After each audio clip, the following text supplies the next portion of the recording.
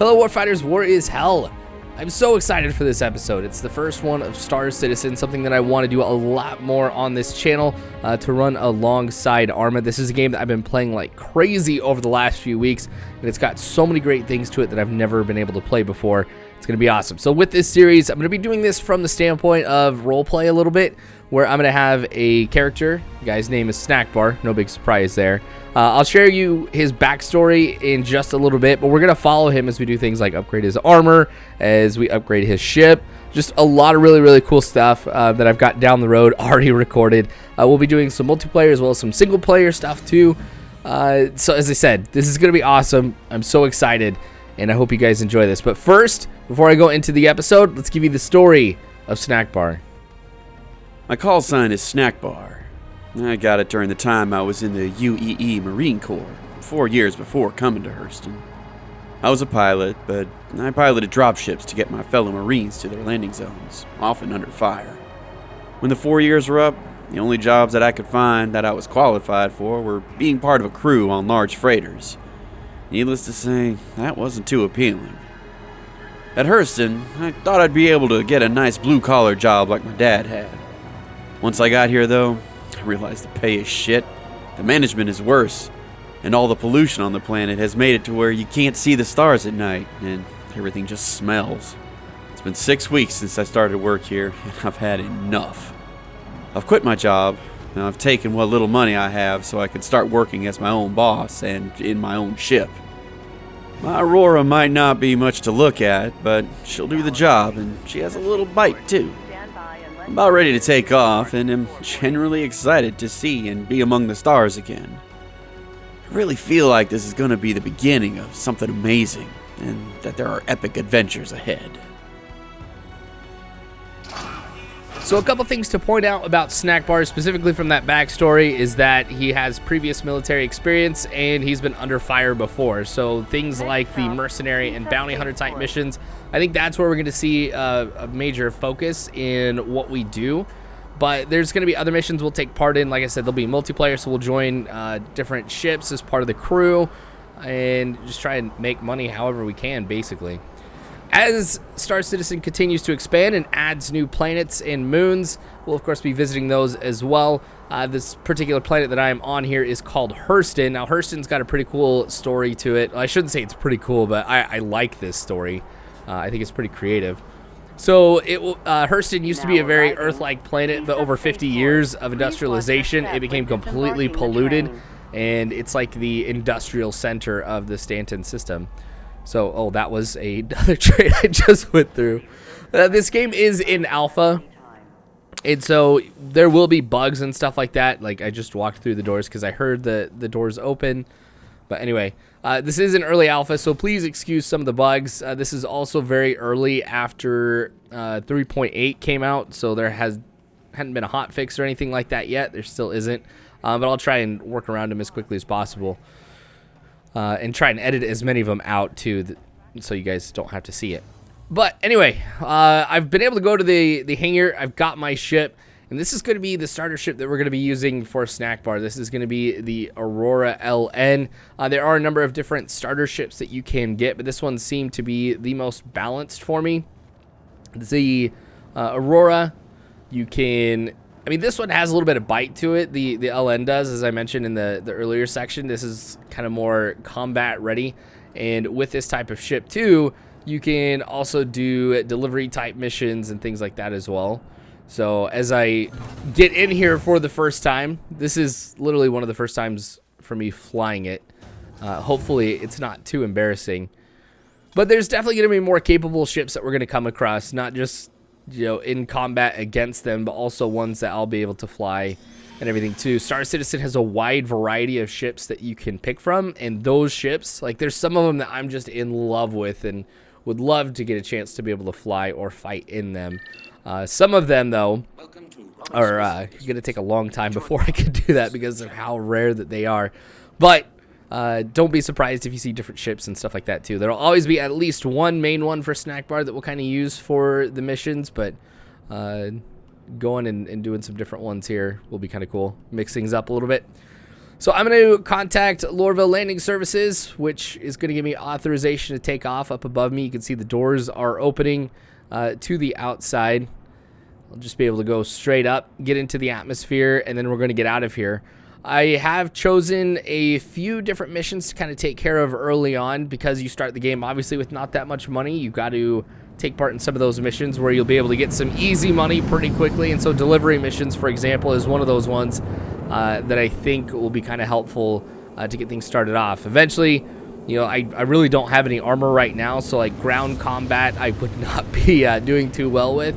So I want to be able to get that type of armor so I can take part in some FPS type missions to kind of balance things out a little bit. And honestly, I think that those have potential to be absolutely amazing parts of the channel. I know in the next version of Star Citizen there's going to be some updates to it.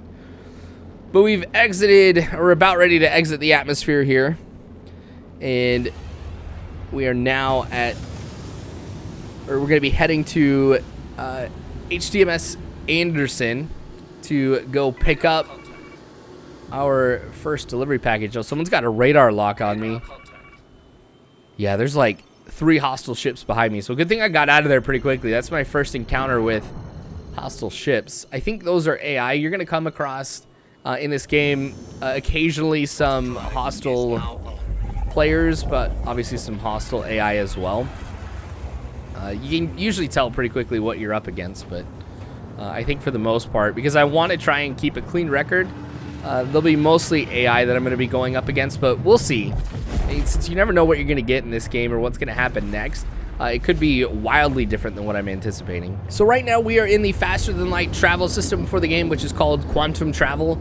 It's going to be the primary mode of transportation for us to go from planet to planet, planet to moon, to a space station, a lot of different areas around the Stanton system and the Star Citizen universe. Now, there also are opportunities like this one, as you're going to see, to be able to use that same type of quantum travel to go from orbit to the surface of a planet or moon, just to kind of make things a little bit easier for everybody. Now, I do have a couple delivery missions actually all ready to go. As you can see at the top of the screen, it says I'm supposed to go to HDMS Anderson, but I'm heading to Norgard right now to pick up one of the packages, and you'll kind of see how the different outposts kind of look and what might be available there for you to do. I think this is going to be on the dark side, which on some of the bodies like this, where you have a pretty thick atmosphere, it can be difficult to see the ground until you're really, really close. I'll try and have my lights on to try and spot the ground a little bit easier, but it's not going to be easy. There's been a couple times where I've gone face first into a planet or moon just because I wasn't too smart about how I was making my approach. But yeah, you usually come in about 22 kilometers away, and then you gotta just fly from there. So we'll just skip over it here. And here's a good look from the outside of what this planet is like. You can see there is, or what this moon is like. Very thick atmosphere, very difficult to see, as I mentioned. And so as I'm now really close to the ground here, just 1,000 meters away, things seem like they have cleared up a little bit. And I'm able to see where this outpost is. There's a few landing pads that I'll be able to go to pick up one of the packages here. And there is one ship. Oh, it's Hurston Security. Okay. I thought that might be a player, and then I was going to get a little worried because this is a game where you've got to be somewhat cautious about how you interact with different players. Some are going to be friendly, people like me who I don't want to play the game necessarily to make it a bad time for other players, but you are going to come across some hostile people who want to play the role of like a pirate or something like that. So you always got to be a little bit cautious, and you'll probably see me exercise some caution at a few points here. I want to try and stay alive as much as possible, obviously. All right, so we've hit the ground. That is a bed right there in the back between the 2 doors that I have on the side. The bed is helpful in the game to be able to save your location at any point. Some ships do have that bed, others don't. And you'll see me kind of use that a few times here throughout this series, as I may be in a position where I might, where I would want to stay in that one position when I come log back into the game. So since that saves your location like that, that's pretty cool. There's also a few other things that can be done to save your location, like anytime that you visit a port or a station or anything like that. Once you land, it kind of saves your location there. So if you do die and you have to respawn, you'll kind of come back to that location too. So that kind of helps with planning what you're going to do next and kind of where you might want to remain in the event you do die. You'll have to visit space stations, and I will, I guess I should say, quite a bit in some of these smaller ships, as you have to refuel if you're going across the system. Awesome. Okay, so we've got one guy who's kind of manning this outpost here, and this is where we go to pick up and drop off our delivery crates. This is a trading console, so if I wanted to go through and purchase some supplies to kind of put into my ship to then sell somewhere else, I don't have that much space in my ship. You'll find that larger ships have larger cargo capacities and the higher potential to make a lot of money. Oh. Error message. Okay, I am... This time I'm at the right place. Alright, perfect. Oh, geez. There is more than one in there. We're going to grab this one. And we're going to go. Going to depressurize. And head on out. Just put this back into my ship. Now, one of the things, too, again, with this being in early alpha, there are a few things that have become a little bit of a challenge. So it will actually be somewhat difficult for me to get this into my ship. It used to be in a previous version of Star Citizen that you could just climb up the ladder with your box and it would, you'd continue to hold it and you could just set it down inside of your ship. That's not the case anymore. So I have to kind of do a little bit of jury rigging here and kind of get creative to be able to get this into my ship. But I am able to do it. And this, with delivery missions, you'll get a wide array of different prices for some of these types of missions. So I've seen some as small as like 800, and I've seen ones that are over 8,900 of the in-game currency, which is called Alpha UEC. And those ones that are almost 9,000 a piece, and that's pretty substantial. You usually come in contact with some AI or something like that along the way that kind of adds a little bit of risk to it, and it's also longer distance, so it does take some more time to be able to complete. But these ones that we're doing are not those most difficult ones. We still may come across some hostile forces. We may get stopped by the police. That's another thing that can happen too as you're traveling from one location to another. They'll scan you, make sure you don't have any contraband or anything like that inside of your ship. Going to increase the thrust here to 75%. This basically kind of measures what your acceleration would be.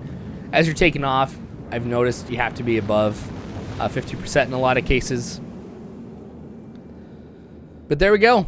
We are on our way off of the moon, retracting my landing gear, and we'll get to a high enough level to where we can quantum jump to the position where we've got to drop this crate off at. Now, it is going to be at a station, which will be helpful for me because not only will it be the drop-off point, but I can refuel before I head on to what my next objective and mission is going to be.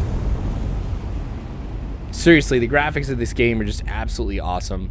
Like, just jumping into quantum travel like that, and hopefully, like, different aspects of the game and the beauty of it really kind of come through in some of these videos that I'm going to do, because this has got to be, I feel like, one of the most gorgeous games that I've played. You're quantum traveling onto a planet, for example, and just kind of seeing how everything, looks. It's amazing. Here's one more external view of the Aurora, just to kind of showcase some of the weapons here on the front. I've got two basically Gatling guns, and on the top part of the wings I've got two weapons as well. At the very, very top I've got 4 missiles that I can use. So I've got enough on here, I think, to get me out of a number of engagements, but obviously I won't be able to stick in a heavy fight for quite a while. That's why I'll be looking to upgrade the ship as we go along to something, or to some ships that are far more combat capable. See, this is the stuff I was saying about just the sheer beauty of the game. I mean, the asteroids and everything that you got around here, it just looks gorgeous. As I approach the space station, like, I'm not too worried about all of these that are out here. I really can't think of too many times where, as I've approached the station like this, I've had to evade a number of, the the chunks of ice and rocks and stuff like that. I'm not close enough yet. I'm going to have to request landing, just like you saw at the very beginning how I had to request permission to take off. In this, I've got to request to be able to land, but I've got to be within 10 clicks of the station, so I have a long way to go. Now, at a lot of these stations, you'll be able to purchase some additional equipment and supplies for you, your ship, and just kind of the mission that you're doing. So, for example, you'll find personal weapons. You'll be able to find armor for your individual character. There'll be ship equipment at a lot of these in case you wanted to upgrade your shield system, the cooling system, propulsion system, a lot of different aspects of the ship. And I think some of them may even have weapons. So it's kind of good as you'll stop to refuel or rearm to just kind of take a look, see what you might want to purchase at some of these. Even if you're in the situation like me where I do not have that much money right now and can't really afford to buy too much to upgrade anything. Again, it's good to know what is where. I still have to decide what I want Snackbar's ground combat style to be. Because you guys know I love going with like a SAW or an LMG. But I don't know if I want to bring that into Star Citizen. Well, looks like we've got one player that is around the station here, but he might have quantum traveled out. At a lot of these important points on the map, you'll enter what's called the Armistice Zone, so nobody can shoot at each other. You still may get rammed by another ship, but you know, it's a lot safer being here, so I'm not too worried about being engaged by too many players. Now, my landing pad is going to be the one that has the wrench next to it because you can repair your ship, and as I mentioned, rearm, refuel. It kind of gives you the marker on where you can do that at. Just got to make sure I move somewhat carefully to this. Sometimes, depending on your speed, it's not too forgiving when you make a mistake. Now, I am playing this with a joystick, throttle, and foot pedals, but I know there's a lot of different ways that you could play it. I know plenty of people who play this with mouse and keyboard. I know you can also play it with like an Xbox controller if that's kind of more your style or what you would have available to you to play this game. A lot of different ways to fly. I've seen everybody, you know, with all those different ways be able to pilot efficiently. I just kind of like the joystick. All right, so I am landed. Now I'll just get out of my seat, pick up the crate, just drop right on out. And we'll be walking in here. Because you saw where I picked up this crate at, there is an exact duplicate type of machine that's going to be inside of this location where I drop it off at. So very straightforward, very clear, very easy type of mission to be able to accomplish. Like I said, easy money. So this is the inside of this particular station. Hurston L3 is this one. The admin station right across the opening there. And they just revamped a lot of these in the last update too. So I haven't been able to really explore these stations in a lot of detail. Well, honestly, from what I've seen, a lot of improvement in there. They did a great job because I felt like in the previous iterations, the layout was very, very small. I didn't think it did the size of these space stations justice, and it looks like that they've really made them a lot larger, which is cool to see. Anyway, so after saying that I am here, I drop off the package, and then this door will close. It'll scan the crate and just make sure that I have put the right one in at the right location. There we go, objective complete. So that's a quick delivery mission. Like I said, really easy to do. After this alert, I should be able to see how much money that I made from it. Okay, so almost 4. I thought it was one of the 6,000 ones, but I was wrong. And you know what? That's fine. Honestly, every little bit helps, so I'm perfectly fine with it. So what I'm going to do, because for every episode, I want there to be some type of combat. I know that is the more exciting stuff for you guys to see. I'm going to head to another planetary body here in the Stanton system, and we'll accept a combat mission and kind of go through that. So this will be the first major combat test for the Aurora. By the way, yes, I did leave the door open. There are some habits that I have yet to break. I've done a lot better with making sure that I close the door before I completely leave the ship. But turning the ship off and powering down the engines is something I still have to do quite a bit. But a lot of times it's just because I'm in a rush. Like if I'm on the surface of a planet and I'm not in some type of armistice zone or something like that, I know I could come in contact with a player, get killed pretty quickly, or something bad could happen, and so I'm usually rushing to complete the objective as quickly as possible. But I'll have to show some more discipline when it comes to that. So you can see the planet that we're going to next is Crusader. This is going to be the large gas giant in the Stanton system. This was one of the first things that was developed for the persistent universe. And you'll find as you travel to some of the different planets, there are different missions and objectives that you can find at some of these. And Crusader, with it being one of the earlier ones, has a lot of stuff to do. So I'll be able to accept a mission pretty quickly. You can see here is the planet Crusader. You can see one of the moons a little bit on the left too, since we're coming in really quick. Obviously it doesn't look like a moon, but it's over there. Once we get out of quantum travel, and I have a little heart attack every single time that I jump to Crusader, because I'm like, please stop, please stop, please stop. Because you get up pretty close to this one.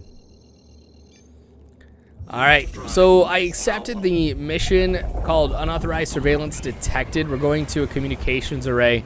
There are monitors that are set up around the area that are not authorized to be there, hence unauthorized surveillance. What I have to do is to find them by scanning for them and destroy them within a certain amount of time. Because they are very small, like I said, I'm not going to have any idea where they are coming into this. I'm going to have to find that out for myself, and there are likely going to be hostile contacts here that will make it very difficult. And those hostile contacts, while a lot of times you might be able to take them out without a problem, the fact that you're on the clock is what makes it difficult. Because you might get stuck in an engagement that uses up a lot of your time. All right, there we go. We've got the first monitor up here. Now what I'll have to do now that I know where it is just kind of move to that location. So I'm going to do one more ping here real quick, just to make sure that I'm lined up with it. And as I get, I think within like 2,500 meters or something like that, then it will start to show up. So I've got kind of a way to go. The clock has not started yet, but I'm still going to pick up speed ever so slightly. I don't want to increase speed too much just because it becomes far more difficult to head in a particular direction. You've got so much momentum going one way. You know, for example, that to stop and move in a different direction, it takes a lot of time to do. So making sure that I keep my level of maneuverability is big. All right, 3 monitors. The clock has started, and now that I'm within range, I'm going to lock it up, and I will start engaging the monitor. I was a little worried how fast I was going, so I thought I'd just strafe over to the right. Perfect, that's one down. Let's scan from this location and see if we can spot where the next one is. I've been able to pick 2 objects up. I think one might be the station. So we'll head down to this one. And I think this is where we might start to see hostile contacts come in now that they know that I am in the area. Yep. All right, is that a cutlass? That's what's showing up, at least on the screen here, but I haven't locked it up yet to get a clear identification of what it is. I'm going to save what I lock up here for this monitor. There we go, with in range. Yep, that is a cutlass with it engaging me. I'm going to have to try and stay on the move. It's going to make it a little bit more difficult to destroy this monitor because it does have shields on 4 sides, and obviously as I'm moving around it, I will periodically go up against a new set of shields that I've got to wear down, but I'm going to try and stay as close as possible over to one side. But there we go. That's 2 down. Got 3 minutes and 40 seconds basically to go. Got 1 Drake that's following me. Going to try and increase speed to see if I can outrun it. You'll stay ahead of it. Perfect. There is the next one. This is going to be the final one. Yeah, I'm already starting to drift in a direction I don't necessarily want to, so I'm going to have to slow down really quickly and apply that space brake. There's the monitor. I've got 4 hostile contacts on radar right now.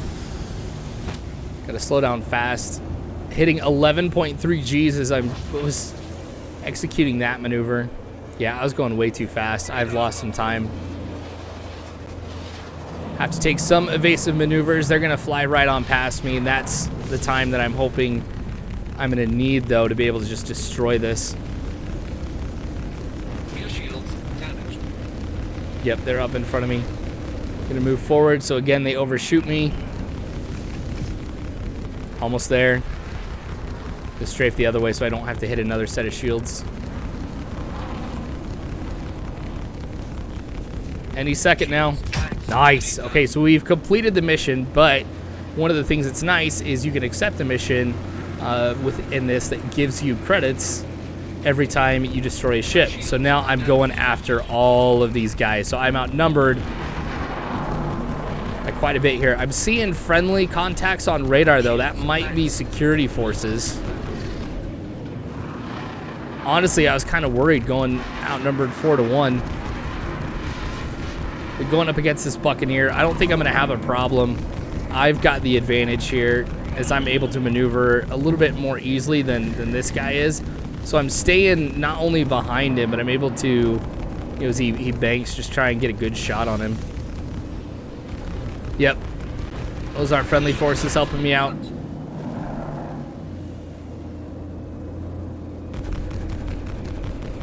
Perfect. He's down. And I got credit for the kill. Is that it? That can't be it. I'm going to search around here because honestly, yeah, Crusader security. Appreciate it, guys. I probably would have been destroyed, I guess, if it wasn't for them. I don't think I'm ready for a fight like that. We're going to head to this station and see if we'll be able to spot anybody from here that we can attack. They just might be outside of my radar range. Haha, called it. There's that Cutlass. Now the Cutlass is a larger ship than what I have by a considerable margin. So its shields are going to be much tougher to break, and honestly these things pack more of a punch too. So you can see with that blast, what I have to do is make sure that I don't get in front of it. So I'm strafing to the right here. So it has to turn to try and hit me, and keeping enough distance to where, I mean, here it's even outside of my effective range with my guns. Ooh, that hurt a little bit. But yeah, if I stay enough out in front of it as he fires, it seems like he's not leading me well enough. He's getting some hits, as you can see. Okay, gonna come around here. Taking 3 of his shield panels down. Done heavy damage, it looks like, to one of his engines too. I'm gonna fire a missile at him. Does some light damage. Oh, we picked up another one. Another hostile contact inbound too. So I gotta get rid of this guy pretty quick so I can go take the other guy out. Oh, it's another Cutlass? Oh, perfect. That could not have happened at a better time. Alright, gonna try and get around him. Took some damage to my front shields, but nothing that's too terribly bad here. Alright, we're going to try and execute the same type of maneuver on this guy since it really worked pretty well against the previous Cutlass. His front shields are basically down. His rear shields are completely out. So I do want to stay somewhat in front of him to where he's still pointing at me, hoping he can get some shots. Been able to take out, I think those are his port shields too. Oh, solid shots. He's taking a lot of damage. He's been able to replenish his forward shields. So I'm going to have to try and wear those down again. As he's moving away, that's where I can do the most amount of damage.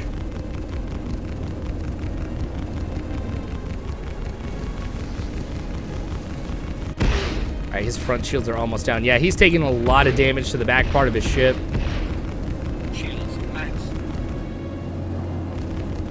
Ha ha, we survived, guys. Not bad at all. So that should be everybody that at least I recall in this area. So Crusader security really helping me out right there. saving my tail. But we completed the mission, so not only did we get the 1500 Alpha UEC for completing that, but we also got a considerable amount of credits too for destroying those. I think 3 kills is what I got in that one. I think 500 and maybe a couple 1,000. So 2,500 is not that bad. I'll take it. So that's going to be it here, guys. I'm going to go land at Port Al-Assar, rearm, refuel if there's any damage, which I believe there's some light damage. I'm going to get that repaired before I move on to the next set of missions, and of course what will be the next episode. If you guys want to see more of this, please tell me in the comment section below. Subscribe and hit the bell icon to be notified when more episodes end up coming out. If you want Star Citizen, there's a referral code that I will put in the description, so that way you guys can get 5,000 Alpha UEC when you start off the game. That helps you get like a set of armor and stuff like that too. So you guys should have plenty more than some other people who are kind of starting off. So that'll be there. If you guys want to support me and help this channel grow and help me purchase new ships, Patreon is going to be the best way to do that. You'll find a link to that in the description below as well. Anyway, thanks guys. I hope you guys enjoyed it. I did, because I definitely want to do a lot more of this. But you guys are phenomenal. Thanks again for watching. War is hell. You don't have to worry, because Warfighters, I've got your 6.